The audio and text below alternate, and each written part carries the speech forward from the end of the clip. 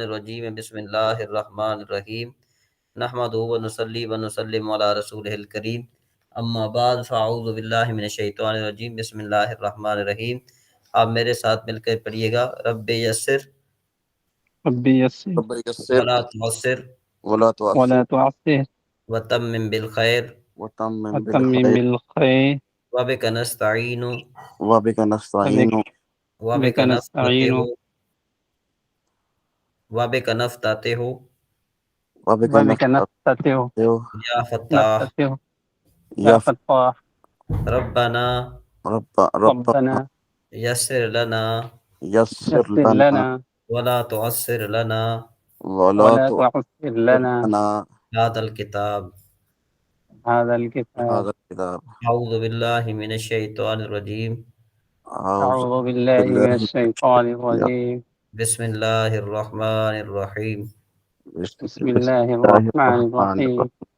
الحمد لله الحمد لله وحده وحده والصلاة والصلاة على رسوله الذي على رسوله الذي لا نبي بعده لا لا نبي نبي بعده إلى آخره۔ إلى آخره. ہاں، تو اب یہ ہمارا جو یہ 3 سبجیکٹ جو ہیں وہ ہم روزانہ پڑھا کریں گے۔ یہ تینوں سبجیکٹ جو ہیں یہ گرامر کی ہیں، اور سب سے پہلی بات تو یہ ہے کہ یہ جو فارسی ہے نا، یہ سیڑھی ہے عربی زبان کو سمجھنے کے لیے۔ تو ظاہر بات ہے جب انسان سیڑھی نہیں ہوگی تو وہ اوپر کی جگہ، اوپر کی منزل کی طرف نہیں جا سکتا۔ تو سمجھ میں آئی بات؟ تو اس وجہ سے سب سے پہلے ہم سی ڈی کو پڑھیں گے، سی ڈی کو اچھے طریقے سے سمجھیں گے تو ہمیں پھر آگے انشاءاللہ بات سمجھ میں آ جائے گی۔ تو آج کا سبق یہ ہے کہ بھئی اس پہلی فارسی کا گرامر جو ہے وہ ابھی سے ہم یہاں سے شروع کرتے ہیں، بالکل الف با سے شروع کرتے ہیں۔ اس کا گرامر یوں ہے کہ بھئی جو بھی آواز انسان کے منہ سے نکلے اس کو لفظ کہتے ہیں۔ جو بھی آواز انسان کے منہ سے نکلے اس اسے کو لفظ لفظ کہتے کہتے ہیں، ٹھیک ہے جی۔ پھر لفظ کی ہیں. جی 2 قسمیں ہیں۔ بعض الفاظ وہ ہوتے ہیں کہ جن کے معانی ہوتے ہیں، اور بعض الفاظ وہ ہوتے ہیں کہ جن کے معانی نہیں ہوتے۔ جن الفاظ کے معانی نہیں ہوتے ان کو محمل کہا جاتا ہے، اور جن کے معانی ہوتے ہیں ان کو موضوع کہا جاتا ہے۔ اس کی مثال آپ یوں سمجھیں جس طرح روٹی ووٹی۔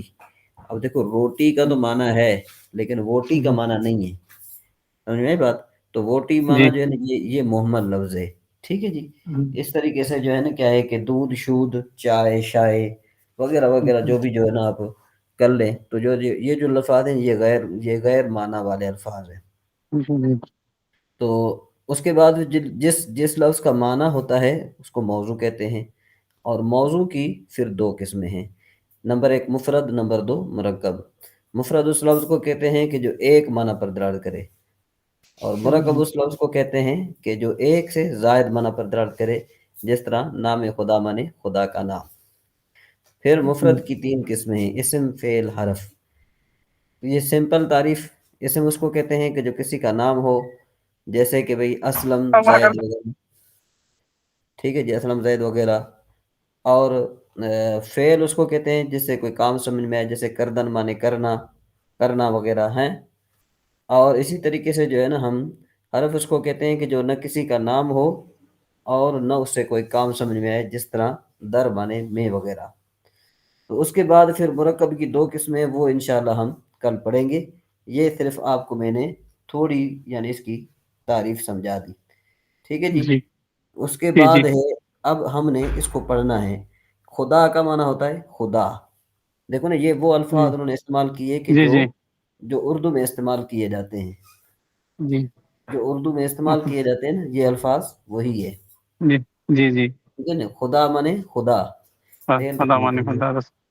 خدا مانے خدا، رسول مانے رسول، نماز مانے نماز، روزہ مانے روزہ، جمعہ مانے جمعہ، رمضان مانے رمضان، حج مانے حج، کعبہ مانے کعبہ، نام مانے نام، جہان مانے جہان، ٹھیک ہے جی۔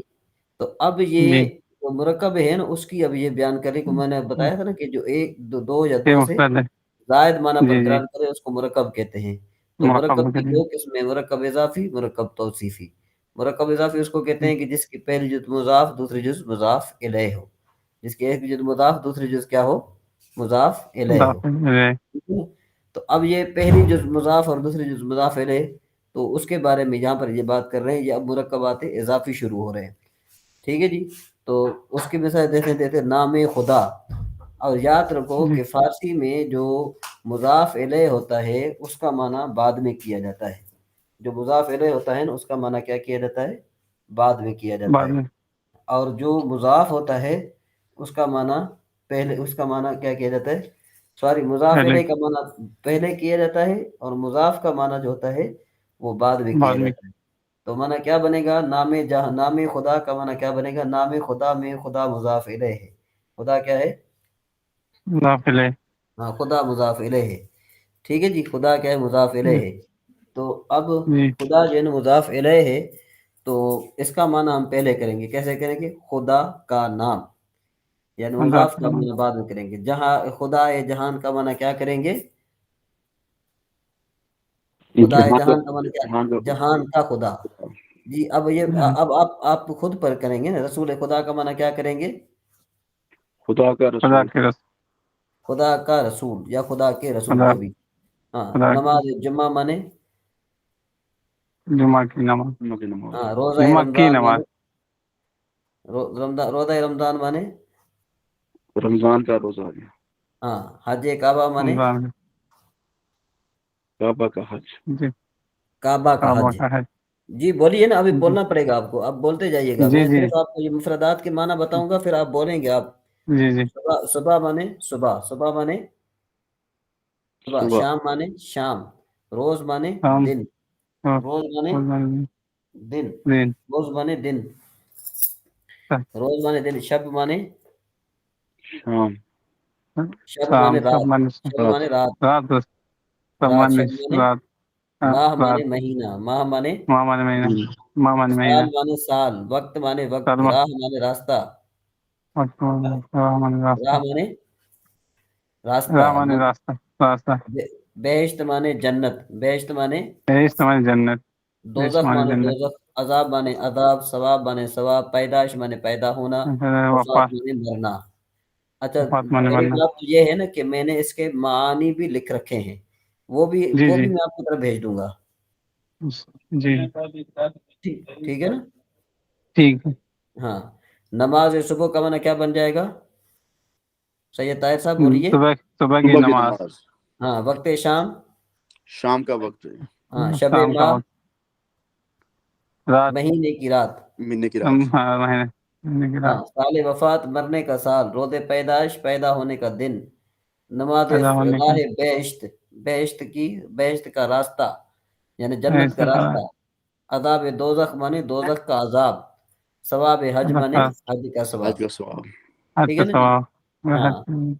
اب یہ جی آج ہمارا پہلا دن ہے. ہم ذرا تھوڑا سا اس کو جی ہم یہاں پر اسٹے کرتے ہیں، اور کل جی جو ہے جی نا کیا ہے کہ انشاءاللہ پھر ہماری کلاس کے باقاعدہ جو ہے نا آغاز ہوگا نا.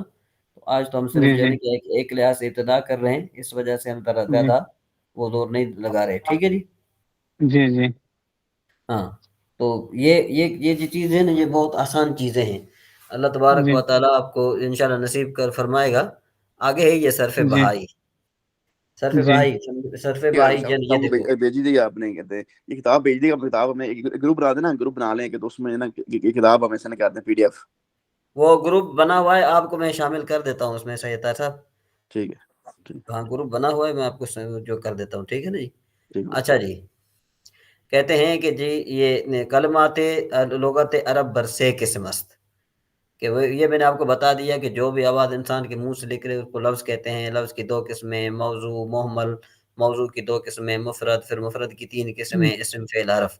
تو یعنی جی آپ جی جہاں بھی جائیں گے تو یہ آپ کو بات ملے گی کہ بھئی وہ جو ہے نا یعنی اسم فعل اور حرف وغیرہ کی جو ہے یہ بات ملے گی آپ کو. ٹھیک ہے نا.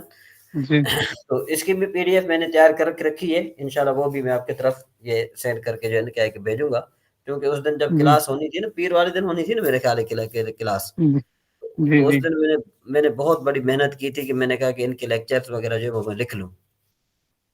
تو بہرحال اب کہتے ہیں کہ بھئی کلمات عرب کی جو لغت عرب ہے اس میں 3 قسم کے کلمات ہیں.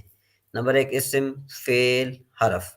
اب انہوں نے جی اسم کی تعریف نہیں کی. اسم کی مثال انہوں نے کہا رجل فرس، یعنی جو کسی کا نام ہو. اور فعل کس کو کہتے ہیں؟ جس سے کوئی کام سمجھ میں آئے، جیسے ضربہ اور دہرجہ. اور حرف جیسے مسمن اور الہ.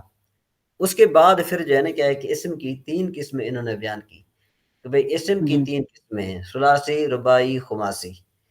ثلاثی کی تعریف کیا ہے؟ کہتے ہیں ثلاثی اس اسم کو کہتے ہیں کہ جس میں 3 حرف ہوں، جیسے زیدن. اور رباعی اس کو جی کہتے ہیں کہ اس میں 4 حرفی ہو، جیسے جعفرن. اور خماسی اس کو کہتے ہیں کہ جس میں 5 حرف ہوں، جیسے سفرجلن. اور فعل کی 2 قسمیں، ثلاثی، رباعی. ثلاثی کی تعریف جس میں 3 حرف ہوں، جیسے ضربہ. اور رباعی جس میں 4 حرف ہوں، جیسے دہرجہ. تو آپ ایک بات یاد رکھیے کہ فعل کبھی خماسی نہیں ہوتا. فعل جو ہے کبھی خماسی نہیں ہوتا. فعل ہمیشہ کیا ہوتا ہے؟ فعل ہمیشہ یا تو رباعی ہوتا ہے یا پھر ثلاثی ہوتا ہے. خماسی نہیں ہوتا فعل کبھی بھی. جی جی، سمجھ میں آ رہی ہے بات؟ جی جی اچھا، یہ آپ کے اذان ہو رہی ہے آپ کے یہاں احمد علی صاحب؟ جی نہیں نہیں، نماز ہو رہی. اچھا، نماز ہو رہی ہے. تو آپ کی نماز نکل نہیں رہی؟ چلیں بات نہیں کرتے ہاں آگے چلتے ہیں. ویسے. اچھا جی، اس کے بعد پھر جو ہے نا یہ تو صرف میں نے آج آپ کو نا وہ ایک کیا کہتے ہیں اس کو، تعارف کے لحاظ سے جو ہے نا کیا ہے کہ یہ میں نے آپ کو پڑھایا ہے. اس میں مزید انشاءاللہ جو ہے نا اس کی جو تعریفات وغیرہ جو ہیں یہ لکھی ہوئی ہیں، اور آپ نے ان تعریفات کو اچھے طریقے سے یاد بھی کرنا ہے. اس کے بعد جی پھر جی انہوں نے کہا کہ بھئی جان لے کہ بھئی کلام عرب یہ نئی بحث ہے. یہ انشاءاللہ ہم یہاں سے آپ کو کل پڑھائیں گے. یہ صرف تبرک کے طور پر میں نے آپ کو آج پڑھایا، صرف تبرک کے طور پر. اس کے بعد ہے پھر نحمیر. اب یہ جو نحمیر ہے نا، یہ نحمیر جو ہے اس کے بارے میں آپ کو بتانا چاہ رہا تھا کہ یہ جو ہیں یہ فارسی میں ہے. تو اب اس کا معنی کیا بنے گا؟ اس کا یہ ہے کہ یہ کئی مختصریست سے لے کر، یہ عبارت ہے نا، اس سے لے کر جی جی وہ آگے، یہ بے توفیق اللہ تعالیٰ وعونہ ہی، اس کے جی ذریعے حضرت مصنف علیہ رحمہ جو ہے نحمیر پڑھنے کا فائدہ بیان فرما رہے ہیں کہ بھئی اس جی نحمیر جب آپ کتاب پڑھ لیں گے تو آپ کو کیا فائدہ حاصل ہوگا. تو مصنف علیہ رحمہ نے فرمایا کہ بھئی ایک تو فائدہ حاصل یہ ہوگا کہ بھئی اس جو طالب علم جو اس کو پڑھے گا، وہ یہ نیچے لکھا ہوا ہے، ایک منٹ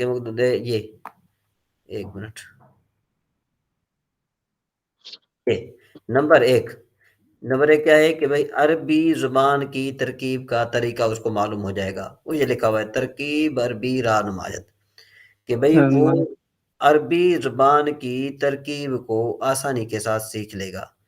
دوسری بات یہ ہے کہ بھئی مورب اور مبنی کی اس کو پہچان حاصل ہوگی. دوسری بات یہ کہ مورب اور مبنی کی کیا حاصل ہوگی؟ پہچان حاصل ہوگی. ٹھیک ہے جی.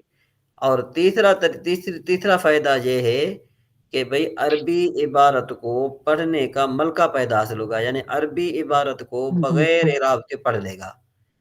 جو بندہ نحمیر کتاب پڑھ جائے تو اس کو ایک تو ترکیب کا طریقہ معلوم ہو جاتا ہے، دوسری بات یہ کہ مورب اور مبنی کی پہچان حاصل ہو جاتی ہے، اور اس کے بعد پھر اس کو عربی عبارت کے پڑھنے کا مزہ بھی آتا ہے، یعنی وہ عربی عبارت کو پڑھنے کا ملکہ بھی حاصل کر لیتا ہے.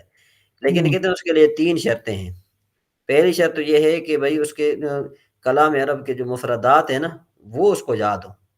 کلام عرب کے جو مفردات ہیں وہ یاد ہوں، جیسے کاپی، پینسل، کتاب وغیرہ کس کو کہتے ہیں، پانی کس کو کہتے ہیں، اور جو ہے نا کیا ہے کہ جو کثیر الاستعمال جو مفردات ہیں نا وہ یاد ہونے چاہیے. اور آپ تو چونکہ عرب شریف میں ہی بیٹھے ہیں تو آپ کو تو ماشاءاللہ کافی حد تک جو ہے اس بارے میں پتہ ہوگا. اچھا جی، اشتقاق کا طریقہ معلوم ہو. کیا معلوم ہو؟ اشتقاق کا طریقہ معلوم ہو. اور دوسری شرط یہ ہے کہ اشتقاق کا طریقہ معلوم ہو. تیسری شرط یہ ہے کہ بھئی اس میں صرف کے اہم مسائل یاد ہوں. ٹھیک ہے نا جی. تو صرف کے اہم مسائل یاد ہوں، اور دوسری بات اشتقاق کا طریقہ معلوم ہو، مفردات کی احمد یاد ہو۔ علی بھائی اپنا مائک ذرا میوٹ کر لینا. احمد بھائی باہر سے آواز آ رہی ہے مسجد سے, اپنا مائک میوٹ کر لیں, بس سنیں سبھی بتا رہے ہیں. تو پتہ چلا کہ بھئی کتاب نحمیر پڑھنے کے 3 فائدے ہیں اور اس کے لیے 3 شرائط ہیں. جی سید طاہر صاحب اس کو بیان کیجئے گا کہ بھئی کتاب نحمیر پڑھنے کے کتنے فائدے ہیں؟ جی پیج نکالنے چلا گیا, 3 فائدے ہیں اس کے بتائے آپ نے. جی ہاں کہاں چلا کون گیا؟ کون سے فائدے ہیں؟ ذرا پیج کھولیں پیج. جی جی یہ کہتے ہیں ترکیب عربی راہ نمائد. آپ کو عربی ترکیب آگ سے آ جائے گی آپ کو. ہاں اور بس دوسرا معرفت عراب بنا, اور آپ کو جو نا عراب کی پہچان ہو جائے گی, عراب کیا ہوگا اس کا, ٹھیک ہے, جی جی مورب ہوگا یا مبنی ہوگا. اور اسے یہ کہتے ہیں وسواد خوانت توانائی. اس کا مطلب یعنی یہ عربی زبان کو بغیر اعراب کے پڑھنے کا ملکہ پیدا حاصل ہوگا. جی ہاں, عربی زبان کو بغیر آپ پڑھنے کے آپ کو ملکہ پیدا ہو جائے گا, آپ کے اندر ہو جائے گا. جی سمجھ میں آ گئی بات یہاں تک؟ جی جی ہاں تو اب اصل آپ کو پتا چلا کہ بھئی کتاب نحمیر پڑھنے کا کیا فائدہ ہے. کتاب نحمیر پڑھنے سے اگر تو یہ 3 چیزیں انسان کو حاصل نہ ہوں تو اس کا مطلب یہ ہے کہ پھر اس نے اچھے طریقے سے نحمیر نہیں پڑھی, یا پھر اس نے نحمیر پڑھی تو ہے لیکن یہ کہ اس کا اجرا نہیں کیا. تو اب جو ہے نا کیا ہے کہ ضروری ہو گیا کہ کتاب نحمیر پڑھنے کا سیدھا مصنف علیہ الرحمٰن نے پہلا یہ ہمیں یہ بتا دیا کہ بھئی آپ کو کتاب نحمیر اگر آپ نے پڑھنی ہے تو اس کے بعد آپ کو 3 فائدے حاصل ہوں گے, اور 3 فائدے بھی تب حاصل ہوں گے کہ جب 3 شرائط پائی جائیں. 3 شرائط پائی جائیں گی تو آپ کو کتاب نحمیر فائدہ دے گی. کیا مطلب ہوا کہ آپ کو صرف کے اہم مسائل بھی یاد ہوں, صرف کے اہم مسائل بھی یاد ہوں,